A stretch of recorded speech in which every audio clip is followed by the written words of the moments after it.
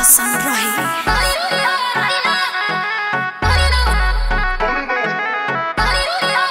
Vicky Vox.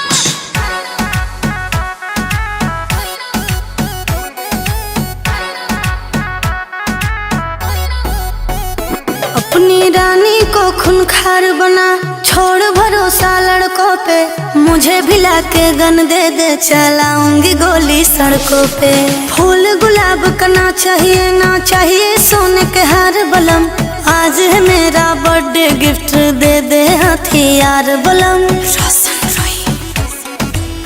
रही के घर राइफल साफ तू कर, रही के घर राइफल साफ तू कर। हम करबौ मर्डर के सलिहा तू लड़, हम करबौ मर्डर के सलिहा तू लड़।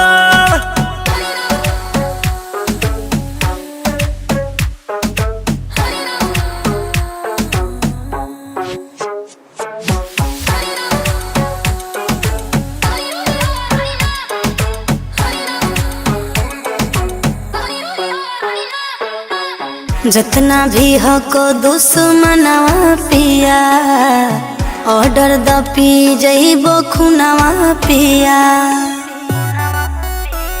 ई ना सोची है सेना में गोली खा ले तो, तोरा बगावा अकल फरिया ले तो। ऐसे ना डर मचैबो कहर, ऐसे ना डर मचैबो कहर। हम करबौ मर्डर के सलिहा तू लड़, हम करबौ मर्डर के सलिहा तू लड़।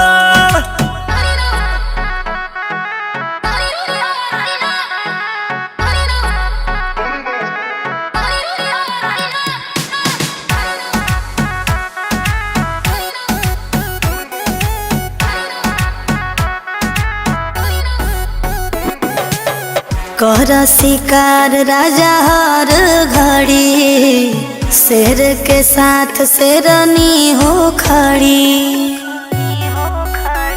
रोहिया मकांत के दिमाग डोलो है, मरल मुरादा भी खोली होके सही बोलो है।